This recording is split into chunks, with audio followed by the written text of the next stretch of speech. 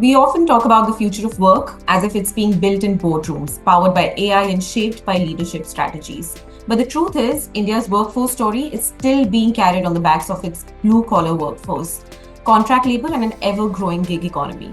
Nearly half of India's workforce today operates outside traditional employment structures. So here's the uncomfortable question. Are organizations truly designing for the workforce they have, or is the workforce they wish they had? And more importantly, is inclusion just a white-collar conversation? And that's what we're unpacking today in this new episode of BW People HR Voices. Joining us is a leader who has spent over 2 decades shaping talent strategies across manufacturing, consulting, and financial services, while working closely with leadership on large-scale transformation and workforce design. We're very delighted to have Ms. Garima Garg, Chief Human Resources Officer at Minda.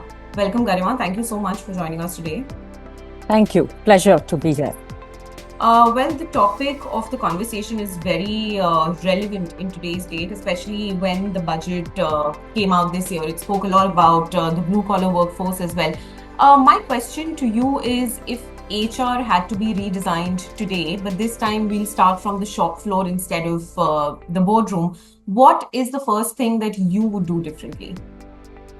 No, I think that's a great question and actually a very relevant topic. And you set the context quite right to say that there's very little conversation on this topic. When I received the topic, I was also pleasantly surprised to see a topic a bit different from what we usually talk about these days.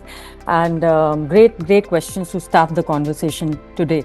If I reflect on the question that you have asked, I think one thing would fundamentally be different, and that is, we would design systems from the perspective of the lived experience of the workers and not around organizational processes. Because, today, if you see the entire HR architecture, it is pretty much originating from a managerial lens.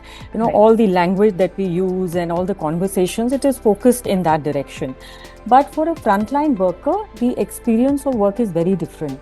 It is firstly far more immediate in a day-to-day basis, and it is far more human. So the question there is really whether we are treated with dignity, whether supervisor respects them, whether what are the growth pathways in the organization for the blue-collar workforce. And the skilling that they are receiving, is that improving their mobility options? Because that's a very relevant question in their lives. And as something as simple as whether they feel that they are seen in the organization. So therefore, if I think about it, if HR was to redesign the processes, keeping the blue-collar workforce in mind, then we would simply have fewer systems, simpler systems, more human supervisors, more focus on skilling for mobility purposes, perhaps greater listening mechanisms. We do have a lot of listening mechanisms, but I think they're not consistent and they're not enough and they're not deep. So just more of that and much more trust-based leadership. I think that's where fundamentally the design thought would be different. Right. Absolutely. Well, you spoke about skilling and the language of understanding for the blue-collar workforce. Now, can you shed some light upon the learning and development initiatives that, according to you, work the best for the blue-collar workforce? And how do you differentiate that, let's say, from the white-collar workforce? Of course, it's different, but would you like to elaborate on that a little bit? Actually, I will take that question from the perspective of skilling, because when we talk about blue-collar workforce, there is a big question with respect to the skilling gap. Now, if you see the ecosystem that we have, India does have a huge skilling framework that is prevalent. I mean, there are multiple institutions, government has been putting in a lot of money around skilling, but very pertinently, still there is a huge gap that exists. And I think it exists because of 3 reasons. Firstly, the very face of manufacturing has fundamentally changed from what it was 15 years ago. And, we are experiencing it live every day. It has changed because there is a lot more automation, of course, and there needs to be a lot more automation than what we currently have. Secondly, digital interfaces are very real because across the board, everybody is going for Industry 4.0, and that means that the blue-collar workforce has to interface with some digital aspect in their work. Lot more electronics have got embedded into manufacturing. Even just our industry, almost every product now has an electronics component. Precision manufacturing. So all of these things are a reality today, and I would still say that India is still still nascent in this transformation agenda. But compared to even where our manufacturing maturity is, our skilling maturity is nowhere. Skilling maturity is still stuck where it was. It is still static and it is not evolving. And I think that's a big question. The second question is that it is not focusing on the softer aspects of problem solving, discipline, learning agility. So these aspects are not focused on at all. So to your point on learning and development, none of these aspects are focused on when it comes to the blue collar workforce. Whereas they are actually very pertinent, because when you see the blue collar workforce and the experience on the shop floor, then these softer aspects are equally relevant. We never think of learning and development in that sense cascading down to the blue collar workforce. All our thinking stops at the white collar workforce when it comes to these aspects. And lastly, I also think the respect for these kind of trades. If you see evolved manufacturing ecosystems, there is far more respect for skilled trades. Whereas in India, still when you look at the shop floor worker or a frontline worker, these are more like fallback trades. So beyond learning and development and beyond skilling, it's not going to impact till the time the fundamental mindset or the respect around these trade changes. Right. Very rightly you spoke about the softer aspects, because beyond wages and compliance, there's always a deeper issue of dignity that the blue collar workforce usually faces. Now, what are the subtle ways in which the organization can make sure that the blue collar workforce feels that level of dignity as compared to the leadership, or let's say the white collar workforce who are sitting in corporate offices and working? I think that's the fundamental mindset which has to change when it comes to dealing with the blue collar workforce. And interestingly, dignity is not something that is undermined through one dramatic action. It is something which gets eroded from the day-to-day small repeated signals. Sometimes through the tone of communication, sometimes through how the supervisors behave. Things like who is being heard and who is being ignored. Whose time is valued, and where is it that the comfort or discomfort is just normalized. It's all of these things put together, and these are signals sometimes we don't even recognize, because they become so deeply culturally embedded that they become the norm or the way of thinking. These are the things which really erode dignity. So like not explaining decisions, sometimes not involving frontline workers with respect to decisions that affect them, applying policies unfairly, unfair or differential treatment that is meted out to different people in the workforce. So the thing is, people can tolerate working hard. People don't mind working hard. But what hits at the core is the feeling of being unseen. So leaders really have to correct this, and this doesn't get corrected through speeches. This really gets corrected through day-to-day behavior and very simple things like spending time on the shop floor, listening directly, acknowledging people's contribution, ensuring fairness, building supervisors who are respectful. That's actually the core, because the entire experience of the shop floor workers is felt through the supervisors. So that focus on that fulcrum, which becomes the, it becomes the medium through which the entire dignity is experienced by the workforce. These are the kind of things that we really have to think about. And it's not rocket science. It's very simple. It's more in the mindset than in some grand HR plans or HR strategy. Right. Absolutely. Well, coming to contract workers, they are often viewed as just flexibility tools as compared to people who are working full-time at a company. Now, what do you think organizations today are fundamentally getting wrong about the contract workers, and what needs to actually change structurally, with examples if you'd like to give? Yeah. So look, I think contract workers, it's a reality of the business. And first we must understand, because many industries like our industry, manufacturing or project-based industries or retail or logistics, all of these industries, there is an aspect of seasonal fluctuation. There is an aspect of demand fluctuation.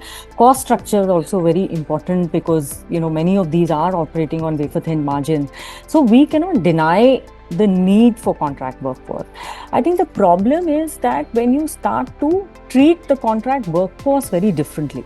So think of it like this: when it comes to a manufacturing shop floor, there is operational integrity.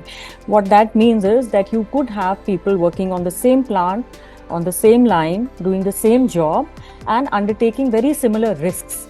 But the cultural exclusion happens, which means their growth pathways could be very different, which means just simple access, physical access, but access to policies or people in the organization is very different. Supervisor behavior starts to become very different. And I've seen lots of organizations, every time there is some event or some policy, there is always this thinking going on: does it apply to contract workforce or not? That is where the problem happens. We have to just stop thinking about how to manage contract workforce. We have to think about how to build the ecosystem. There is really no need to differentiate.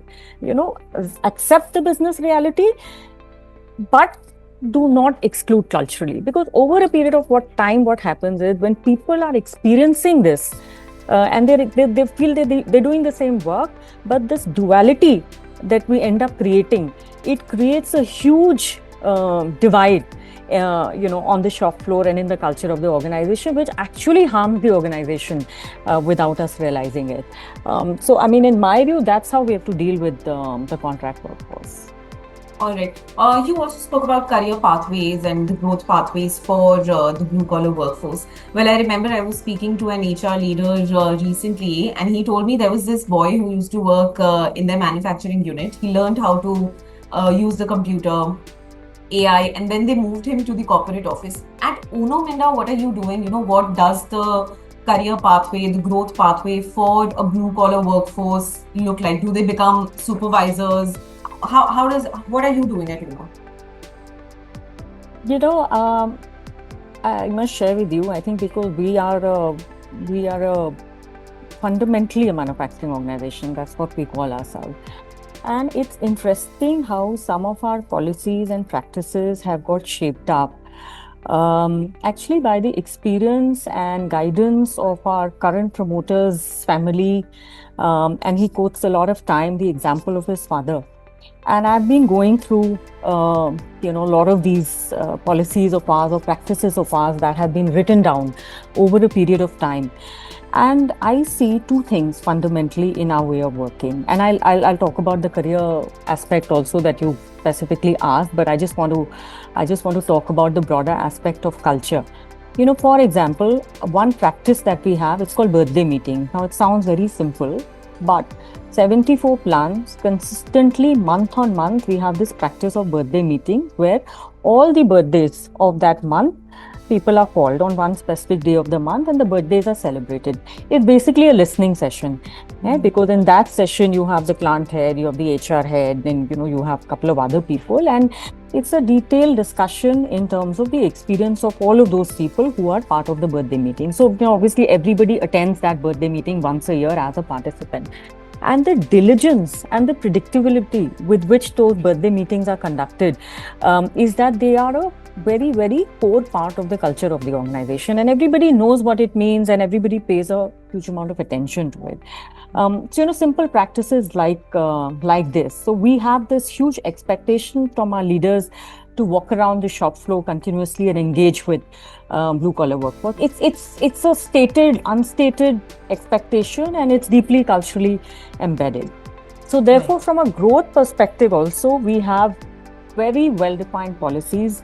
When it comes to contract workforce, we have a clearly defined pathway by which they become on-roll workforce within a stipulated time with proper assessment, and that is tracked. Every metric or every dashboard related to the plant, whenever all aspects of manpower are reviewed, it is constantly tracked as to how many people of ours are falling into the talent pool who are up for promotion, etc. And then once that is done, then the second pathway is for them to become staff. That structure is also very well defined, and we typically at our entry level staff position, we strive to fill up 40% positions through this route, and another 40-50% we hire through the graduate engineer trainee route, and then remaining 10 or 20% is what we hire laterally, which are very niche roles or different kind of skill that is needed. But fundamentally 40% of all our entry level staff roles in the plants are filled through this route, and it's a long embedded practice. It's been followed for years, and many of those blue collar workforce, they grow up to become managers, senior managers, etc. in the company, and there is no stopping them. Really, there is no stopping them, because from a policy and a practice perspective, once you are into the staff pool, then you are there like anybody else, and you can grow like anybody else. So it's very well defined, very rigorously followed, and a lot of attention to this is paid by the top management. Lovely. Thank you for sharing that with us. You also spoke about listening forums and redressal systems. And, it's very common, especially in the blue collar workforce, that sometimes they feel embarrassed to share situations. Now, what are you doing at Uno Minda for the employee grievances that happen, and how are you solving that? Especially, May is the month of mental health awareness, and I think it's very important to talk about this in this month especially. So let us know, what do you do at Uno Minda? So grievance fundamentally is about listening and paying attention to and solving the grievance. So the blue collar grievances are very, very simple. It could be things like the food is not good, or the washrooms are not clean, or the safety aspect is something that they're concerned with. Of course, we have all kinds of grievance mechanisms. We have suggestion boxes. We have grievance redressal forums that are constituted. We have multiple touch points that are defined, where there are cadence meetings that are done by a cross section of our associates at regular intervals. All that is done. The multiple practices are there, and they are followed religiously. I think the important thing, and that's what I mentioned again earlier, it is not about having a practice, it's about consistently following the practice, and it's about having the mindset where the grievances are heard and responded to in a timely manner, and that's very important. And then you mentioned about May being Health Awareness Week, but last few months or last few weeks, there has been a lot of labor unrest in different parts of the country, and I would proudly say that we've been completely unaffected, because if you go and check on these cases where the unrest happened, it has primarily stemmed from the fact that simple grievances were not addressed in a timely fashion. And then when those simple grievances are not addressed in a timely fashion, over a period of time, they become a collective anger, and then they lead to large, big unrest kind of situations. So it starts very small, and really the important thing is to listen to grievances and address grievances, and they're very, very basic grievances. They are grievances around dignity and self-respect, and which must be addressed timely. I think that's the fundamental of industrial relations. Well, personally, and I want you to be very truthful and honest, personally, what have you found the most challenging in terms of working with the blue collar workforce as a CHRO? I think the skilling part, because that's, one is, I'm just talking about it again a little bit from a business lens, because from a business lens, our business has fundamentally moved away from mechanical to electronic. And, as I said earlier, unfortunately, the external skilling ecosystem just isn't keeping pace. And that's where we have to invest a lot more in our internal skilling ecosystem, which we are doing. But the scale of change and the scale of reskilling that is required is much slower currently than the scale of change that is happening with respect to the business requirement. So I think that is one thing. Second challenge that we continuously face is the transient nature of the contract workforce. And you touched upon the point of contract workforce earlier, and we because our shop floors are high skilled shop floors, so we actually have a small proportion of contract workforce. We don't have a very big proportion, and our business also has a seasonality element to it because we are guided by the demand of the OEM. And so that's why we keep that contract workforce, though we keep it much lesser than what typically, manufacturing companies keep.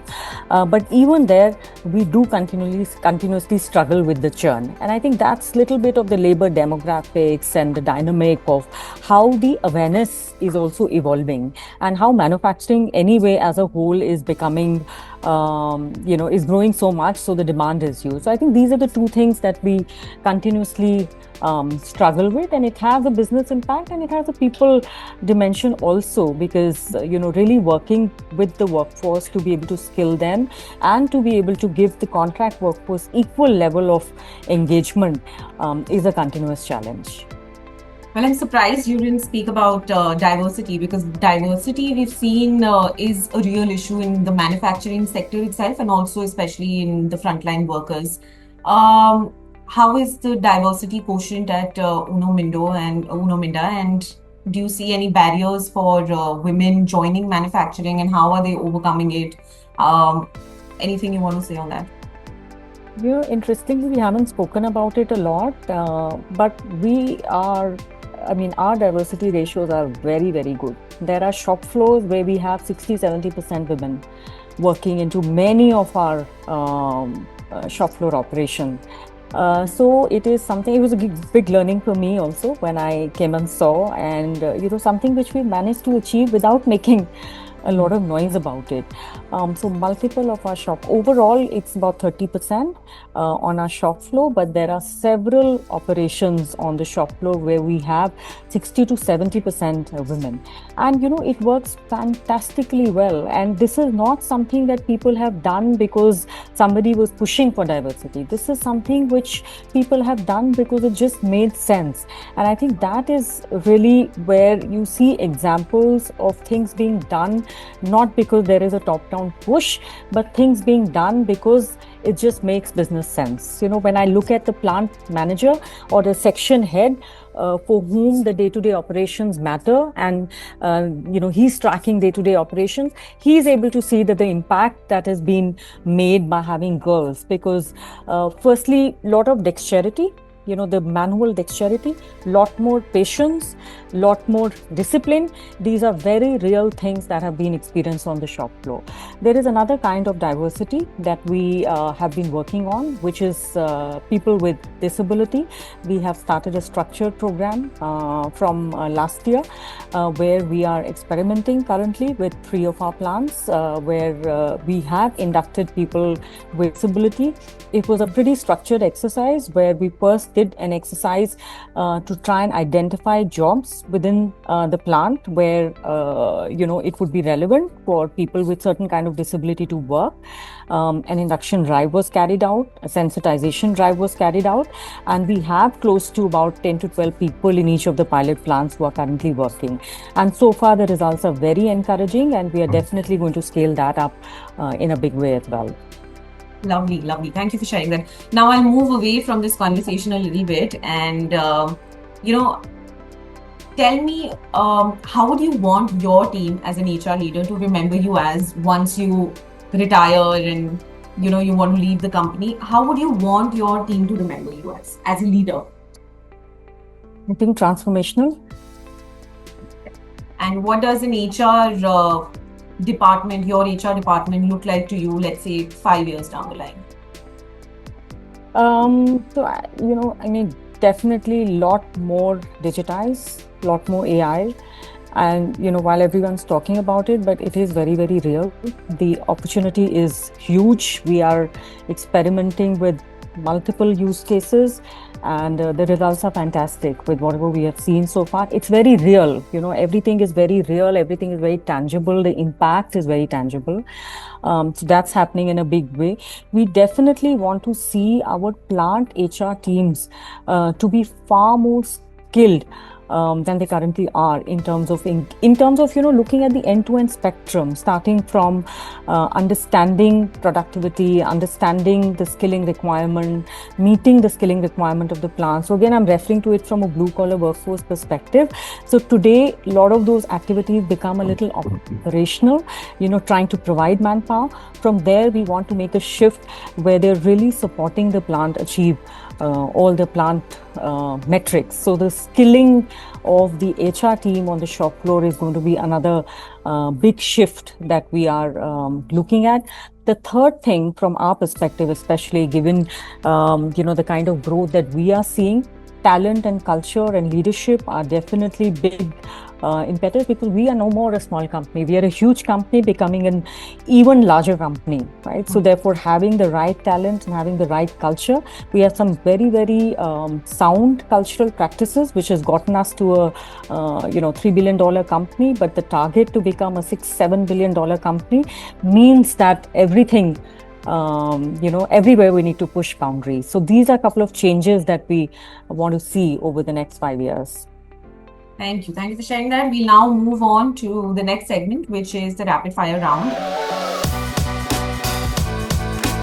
I only need one word answers from you and no explanations at all. All right. So one myth about blue collar workers you strongly disagree with. Lack of aspiration. Okay. Compliance or compassion? What drives better outcomes? Both. Compliance is non-negotiable, but compassion is not negotiable as well. Okay. One skill every frontline worker will need in the next 5 years. Problem solving. One thing CHROs still don't understand about the blue collar workforce.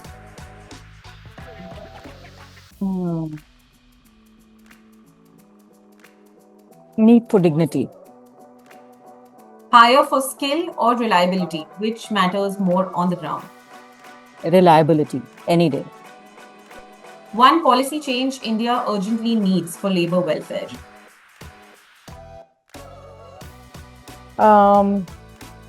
Better ROI on skilling.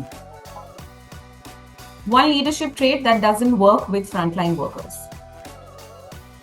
Arrogance. If not HR, what would you have been? Travel consultant. All right.